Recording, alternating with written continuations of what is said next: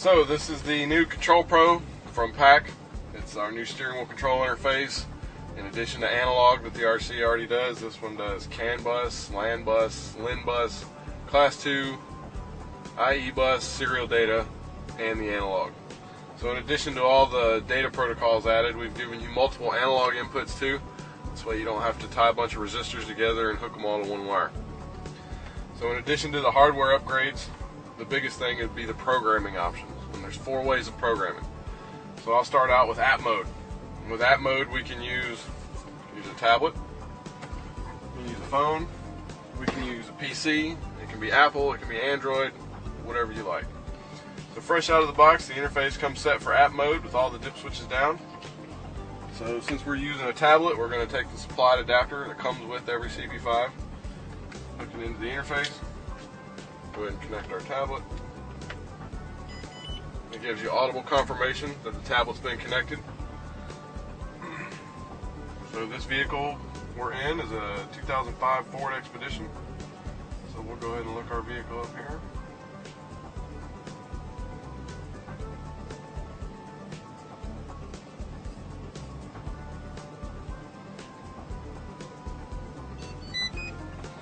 So now I just programmed it for this vehicle. So if the customer's happy with the buttons working at face value, you can go ahead and install it in the vehicle and it'll just work. However, if you would like to remap the buttons, we also give you that option in the app. So what you're seeing here is a list of all the possible buttons in this vehicle, along with all of the possible functions for the radio.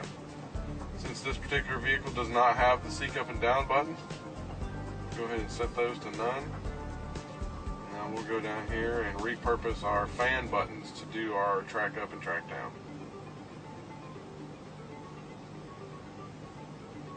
You can also set 2 functions to every button, so short press, long press functionality. So now that I have the buttons remapped, I can go ahead and send it to the interface. So now we just programmed it for this vehicle along with the custom mapping. If you do a lot of the same vehicle, you can save the file here for later use. So that way if you do a lot of fleet work or dealer work and you do say 10 of the same vehicle, you can go ahead and make a configuration for 1, save it, and then the next 9 you'll just load that configuration right in there. We also give you the installation instructions right here in the app. Give you a detailed pinout wire for wire where they connect to. So as you can see here, the black wire on the module goes to connector 1, pin 6, which is the black and green wire. Down here we give you your connector pictures and reference numbers. And just like the current SWI site, we have any applicable notes connecting it to the radio, loop instructions, etc. So that is the programming via app mode. Next we're going to do programming in configuration mode. So let's say you don't have a cable to connect it to your smart device, or you forgot it or lost it or what have you, but you still need to program it. We can now go ahead and look up the same vehicle in the app.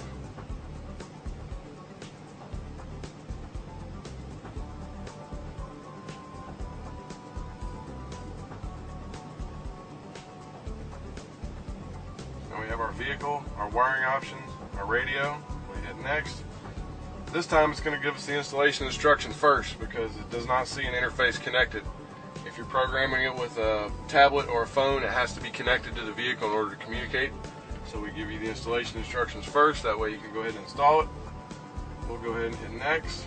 It says you're not connected, would you like to proceed? Yes. So now it's telling us to set the dip switches as shown. So you can see here it shows you your vehicle dip switches and your radio dip switches. So we'll go ahead and take our interface, set it to the proper configuration.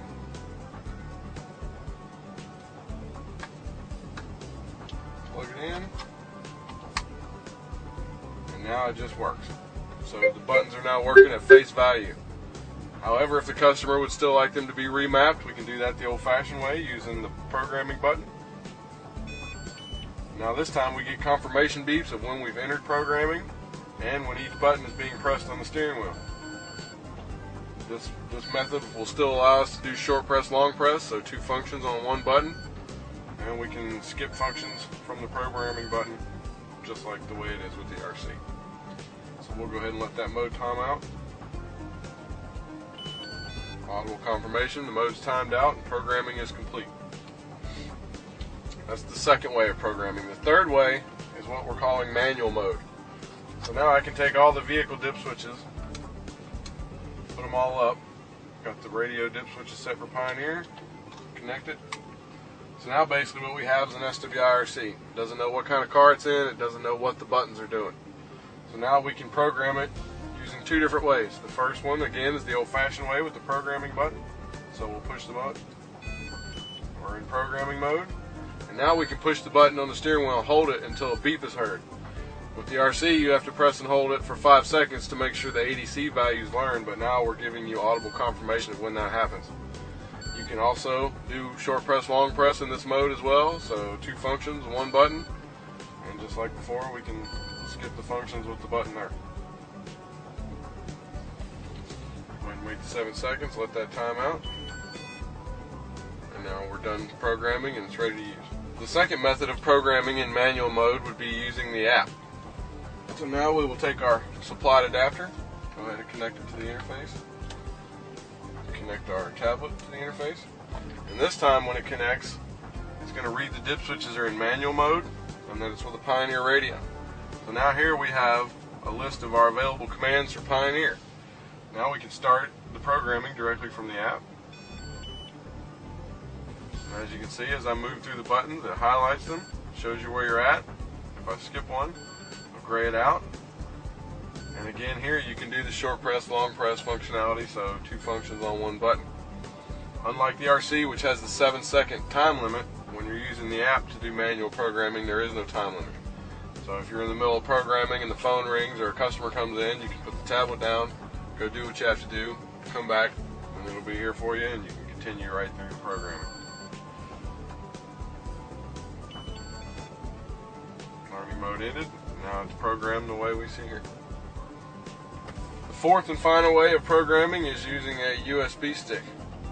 So the configuration file that we saved earlier can be loaded on here, or firmware updates as well. We're going to do a configuration file. So again, we're going to use the supplied adapter. I have the config file on the thumb drive.